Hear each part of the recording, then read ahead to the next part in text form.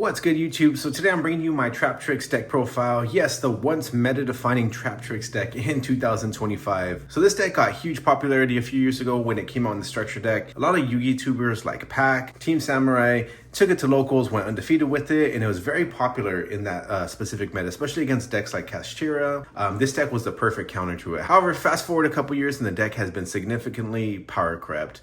It no longer is the meta-defining rogue deck to play. However, the deck is still very affordable and honestly still competes pretty well, I would say. It recently actually did get a top 4, I believe. I don't know if it was a YCS or a regional with the Rizio stuff mixed in. If that's a deck you guys were interested in me doing as well, I can also do a Rizio Traptrix deck with more Traptrix cards than I think that specific deck had as well. But I feel one of the other big things with this deck, not only is it very beginner friendly, I feel like this is a perfect deck to kind of give to someone trying to get into the game. However, it's extremely budget friendly.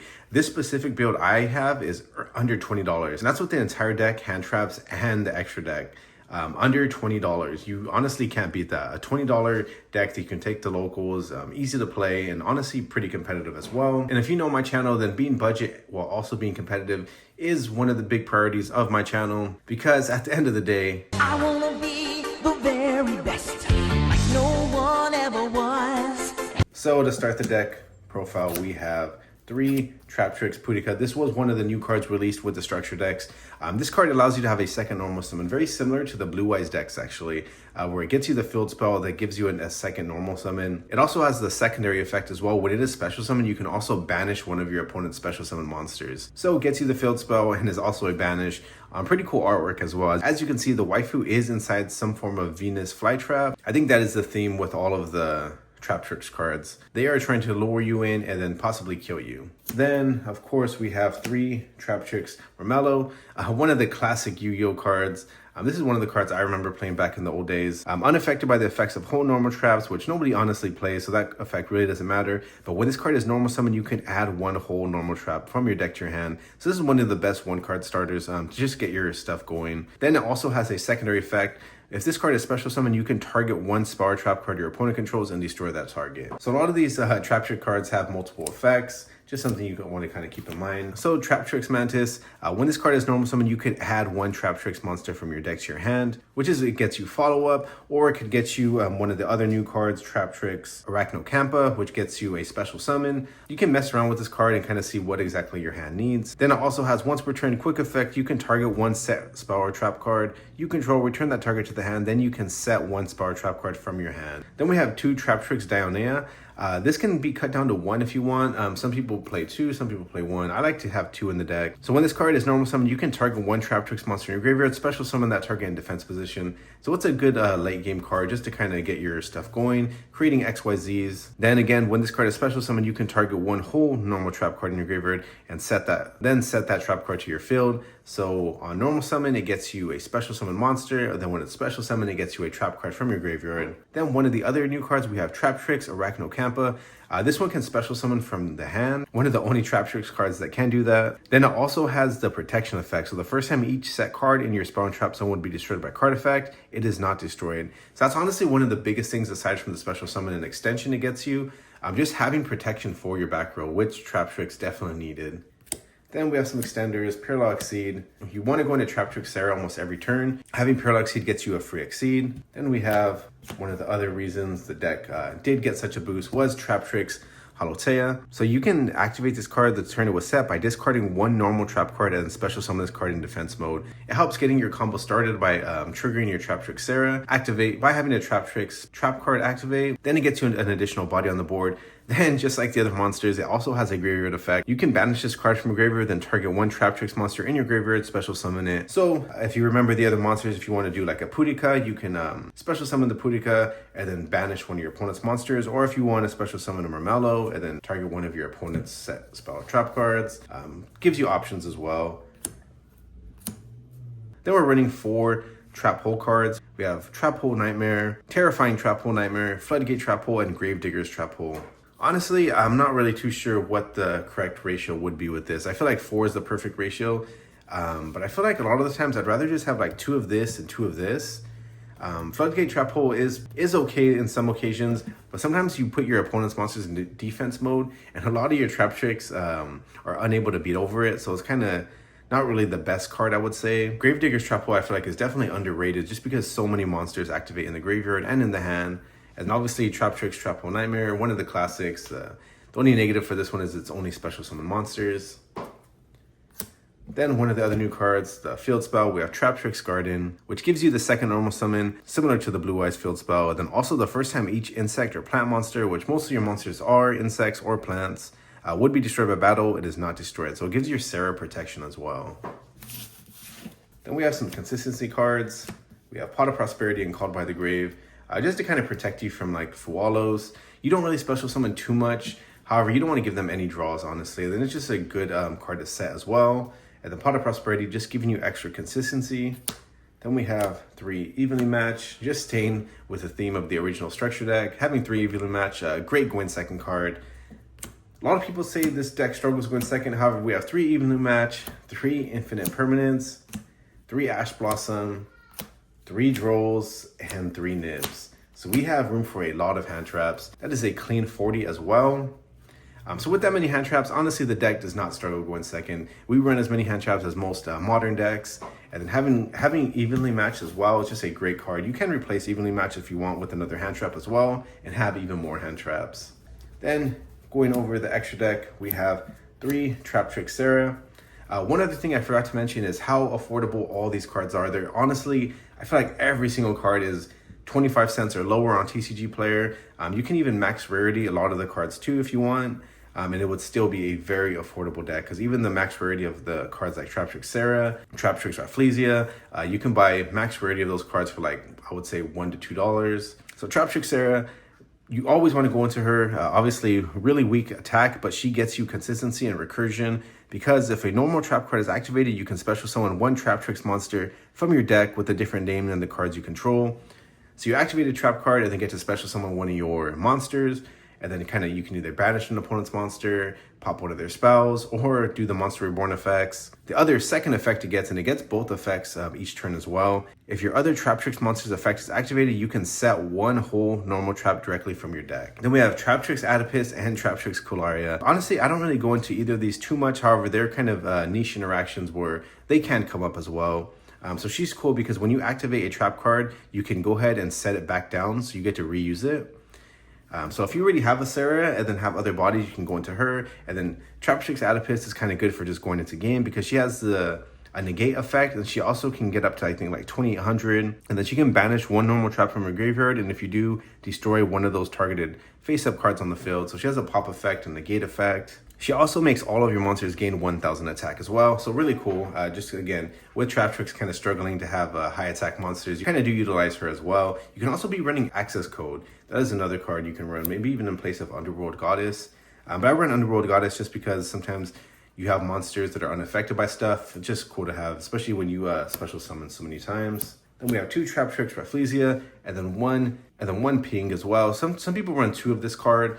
I kept it at 1 just for this deck, just because I want to have different interactions in my extra deck. So she states, when this card has material, it is unaffected by trap effects and the activated effects of monsters with the same type as this card's material. So that's kind of a cool little niche interaction. Then you can detach 1 material from this card, add 1 Traptrix monster from the deck to your hand. It has the Rhoda effect. Then if a monster owned by your opponent is sent to the graveyard or banished by a card effect, which you do a lot, you can attach one of those monsters to this card as material. So she does have a few different little cool interactions. So if you didn't want to run more than her, I can definitely see that. Then we have Baguska. If we can run it, we can run it. Very similar to the Ryzeal stuff. Obviously, Walking Skill Drain, a Papa set Spiral Trap card. And then Eclipse Twins is good because it kind of gives you recursion with your other XYZs. Then to round out the rest, you don't have to play Zeus. I feel like he is the most expensive card in here. This can easily be replaced with Access Code Talker, another Ping, or just any other, honestly, rank 4 XYZs. Superstar Sarah is great going second. Same thing with Exiton Knight, just great going second cards. I feel like these 2 are definitely mandatory. So I'm gonna do a quick little shuffle and just show you guys a quick test hand. Again, the deck is very straightforward, very linear. Linear lines, simple to play as well. Let's see what we can get. I'd expect some hand traps, some starters, a bit of both actually.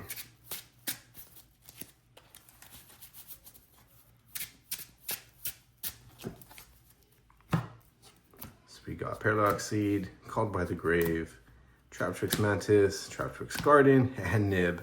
Decent going first hand. So with this, we just automatically go into our Traptrix Mantis.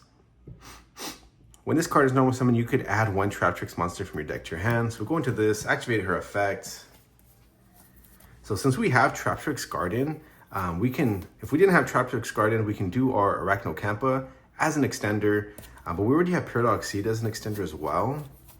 So I feel like we would just go and get our Mermello because we can get the other trap card. So from here, we would go into our Traptrix Sarah, link 1, definitely one of the best cards in the deck. Link this off, go into her. Now we can activate our Traptrix Garden. So during your main phase, you can normal summon one Traptrix monster in addition to your other normal summon / set. So we go ahead and put that there. Normal summon our Mermello, activate Mermello's effect. From there, we would go ahead and chain our Sarah as well, because if your other Traptrix monster's effect is activated, you can set one whole normal trap directly from your deck. So we go ahead, add a trap card. So we're basically gonna get 2 trap cards. I feel like we're gonna do Holotea and then our Traptrix Nightmare. So Sarah's gonna go ahead and set our Holotea, and then Mermello's gonna go ahead and add our Traptrix Trap Hole Nightmare to our hand. So now that we have a trap card in our hand, we can also just activate Holotea as well. And that'll trigger our Sarah's again. So since we're gonna do that, I'm actually gonna leave the Trap Hole Nightmare and then get one that I probably wouldn't utilize. Either the Floodgate, I'll probably just do Terrifying, the add off of Mermello. Also, you know what I forgot to do? So we went into Traptrix Sarah, we should have automatically did the Paradox Seed, and the Paradox Seed would have got us the second Paradox Seed. That actually would have been a lot better before going into Traptrix Mermello, because doing this early, we can do our Rafflesia. We would get this here, and then now we are nib proof as well, because our Traptrix Rafflesia would be able to send our Gravedigger's Trap Hole. If they did decide to nib us, we'd be able to send it from the deck to the graveyard, negate the nib, and then they lose 2,000 life points as well. So a little out of order, but yeah. So every time you go into Traptrix Sarah, if you have Paradox Seed gets a special summon underneath Traptrix Sarah, and then it gets a special summon another Paradox Seed from the deck, which then gets you a rank 4 right here. So we have Disruption already. We have Traptrix Holotea set. We'd be able to activate it right now, discarding our Terrifying Trap Hole to the graveyard, triggering our Traptrix Sarah again. So now Traptrix Sarah would be able to special summon from the deck one of our Traptrix monsters. I feel like at this point, we can just do our Pudica, just to have it in the graveyard. So we special summon our Pudica. This gets special summoned as well. And if our opponent did have monsters, since it was special summon, we would be able to banish one of their special summon monsters. But obviously, if we're going first, that doesn't happen. So from here, we could actually now do multiple things, actually. We can do our Traptrix Ping. I feel like, yeah, we're gonna do these 2. Then send our Holotea to the graveyard. So we have another disruption in our graveyard now. And then from there, we can grab our Arachnocampa. So now we can go ahead, special summon our Arachnocampa. Obviously, we are special summoning a lot this turn. From there, honestly, I feel like I would probably go into our Tornado Dragon just to have another form of disruption. Or if you know what your opponent is playing, you can even do Baguska. And that'll pretty much just stop this Rafflesia from going off. And then once they are able to get rid of Baguska, they'd have to work around it. Then we would have Rafflesia as well. Plus we still have 2 cards in hand. We still have Nib as backup. But I feel like just to be safe, I feel like I'm just gonna do a Tornado Dragon, just to have multiple stuff going on. So we have Nib in hand. We'd probably set the Called by the Grave as well. The only bad thing is we don't have any trap cards. That's the only negative. But we have Battle Protection with our Traptrix Garden. We have other protection with our Rafflesia. So while this card has material, which it does, has 2 materials, other Traptrix monsters you control except Traptrix Rafflesia cannot be destroyed by battle or card effects. So we have a lot of protection right now going on. And then also if a monster owned by your opponent is sent to the graveyard or banished by a card effect, we can go ahead and take one of those monsters and get a second material. So we have some graveyard disruption, and then if all else fails, we have Nib in hand as well. So again, $20 deck, pretty crazy end board. I feel like the very first thing our opponent does we would just go ahead and send our Parallel Exceed. Probably go ahead and send, whenever they special summon a monster, go ahead and send our Traptrix Trap Hole Nightmare to the graveyard. And because we activated that, we'd go ahead and destroy / negate one of their special summon monsters. Then Traptrix Sarah will go ahead and activate. And then we can set a trap card. We can do Holotea, or we still have Floodgate Trap Hole. But I feel like we want to keep that for our Traptrix Rafflesia. We still have Gravedigger's Trap Hole as well. I feel like, yeah, we're going to go ahead and set this for a follow-up turn. Then if they did do like a field spell or anything, we would be able to activate Tornado Dragon, sending our Pudica to the graveyard, pop their field spell or pop one of their spell and trap cards. Then that's 2 interruptions. Then we will activate Holotea from the graveyard, banishing itself. And then we'd go ahead and special summon our Pudica. Pudica gets special summon, and we go ahead and banish one of their special summon monsters. So that's 3 interruptions right there. Again, still have 1 card in hand, a set Called by the Grave, a set Traptrix Holotea for the follow-up turn, and then Traptrix Sarah going for some recursion on the follow-up turn. So as you can see, a pretty decent end board. And again, for $20, you honestly can't beat decks like this, and very simple to play as well. So what do you guys think of the end board? Pretty cool. A lot of different interactions as well. And honestly, we didn't even get that strong of a first hand. So could have even been better. But if you guys are interested in seeing more Traptrix stuff or wanting to see the Rizio version of this, leave me a comment in the comments below. But I think that's all I got for you guys today, and I'll catch you guys in the next video.